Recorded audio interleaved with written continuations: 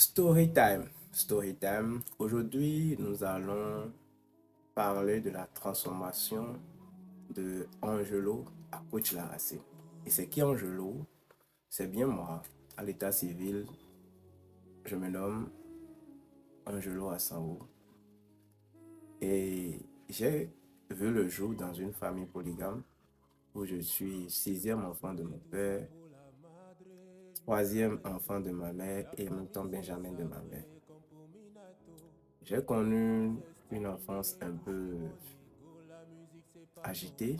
J'ai connu une enfance un peu agitée. Au début, je n'ai pas connu ma mère parce que quand j'ai ouvert les yeux, que j'ai commencé par connaître le monde, j'ai découvert que j'étais chez une tante et c'est la tante que je prenais pour ma mère. C'est la tante que je prenais pour ma mère. Et quand on me demandait c'est qui, c'est quoi le nom de ta mère, j'appelais gaillardement le nom de ma tante. Et on me demandait c'est quoi le nom de père, de ton papa, j'appelais aussi le nom de mon papa. Les gens me riaient en ce temps, moi je ne savais pas que je racontais des bêtises parce que ma tante et mon papa avaient le même nom de famille. Moi, je ne savais pas que je racontais des bêtises. Au fur et à mesure du temps, on m'a présenté ma mère, j'ai connu ma mère. Après ça, je suis parti rester avec elle un peu au Togo, à Anéro. Et au moment où je devais commencer l'école, je suis revenu au Bénin. Et puis j'ai commencé l'école. Il faut que je vous rappelle qu'entre temps, mon papa avait deux femmes, ma mère et la propose de ma mère. Ma mère, bon, selon les histoires, elle était malade, elle a eu des histoires, et puis elle a rejoint ses parents au Togo.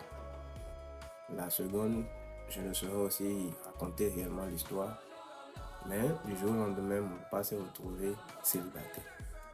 Donc, ne pouvant pas rester célibataire étant jeune, il s'est remarié. Et notre papa s'est remarié. On a eu une nouvelle maman. Il faut reconnaître que, entre-temps, mon grand frère et moi, on s'était retrouvés seuls avec mon papa. Et c'est lui qui jouait le rôle de papa et de maman pour nous. Donc pour ça, il fallait quand même qu'il y ait une figure maternelle. Et notre papa, il s'est remarié. Celle-là nous a adoptés comme ses enfants. Et nous-mêmes, nous l'avons adopté comme notre maman. Étant donné que moi, j'étais un enfant où je n'avais pas trop grandi avec ma maman. Donc, toute figure maternelle qui m'acceptait en tant qu'enfant était la bienvenue. Oui, j'avais pas d'attachement en fait à, à une personne comme ça où je dis c'est ma mère. Non, toute figure maternelle qui m'acceptait qu'enfant était la bienvenue. Donc, rapidement, elle et moi, il y a eu cette alchimie qui s'est créée. Et puis, on était là. Bon, après ça, notre maman est venue, nous a demandé d'aller en vacances avec elle. On est parti, il y a eu des histoires. Et c'est là encore, il y a plus de clivage entre ma mère et moi parce qu'il y a une histoire qui s'est produite dans les vacances. Et elle avait sorti des mots que moi, personnellement, je n'ai pas apprécié. Depuis ce jour, c'est vrai que j'avais un détachement pour la gente féminine. J'avais un détachement pour la gente féminine. Je m'accrochais plus aux hommes, puisque mon papa, c'est lui qui était mon papa et ma maman en ce moment. Donc, j'avais plus d'attachement à la gente masculine que la gente féminine. Et après cette histoire, ce qu'elle a dit aussi, ça fait qu'il y a des clivages, particulièrement entre elle et moi. Jusqu'à aujourd'hui, c'est vrai que bon, je joue mon rôle de fils, mais je n'ai pas d'attachement à la gente féminine.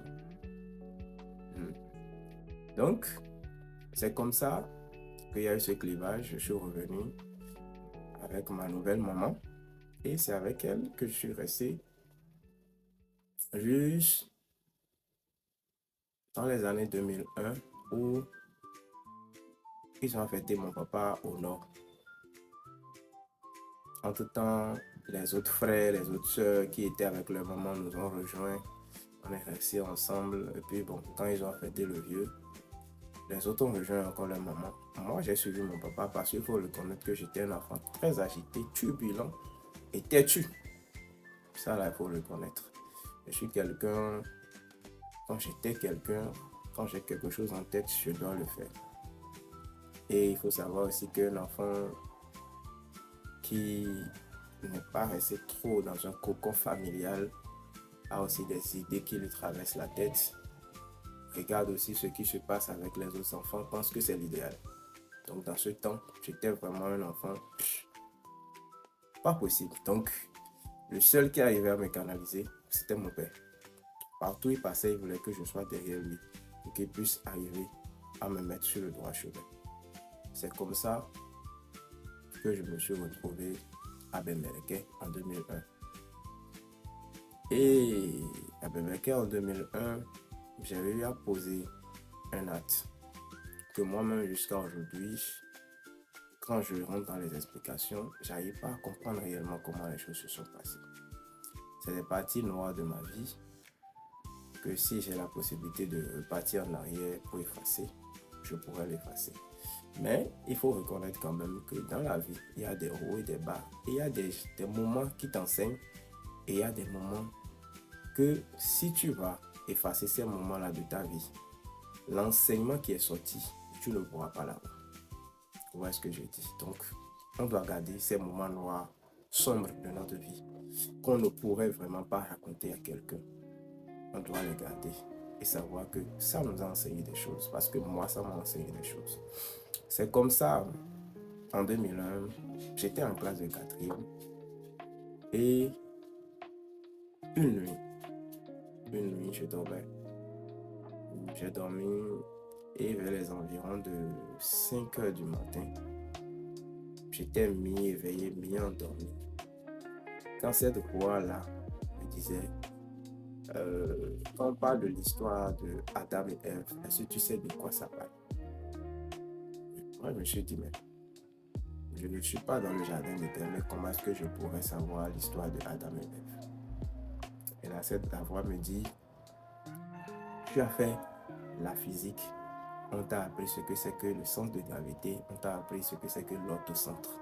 Ok, prends un homme et cherche son orthocentre pour voir en réalité ce que ça donne. Et réellement, dans mon sommeil paradoxal où j'étais, j'ai vu une image se projeter où on m'a montré un homme qui était comme ça, avec les deux bras étendus, les quatre pattes écartées. Je dis les quatre pattes, les deux pieds écartés.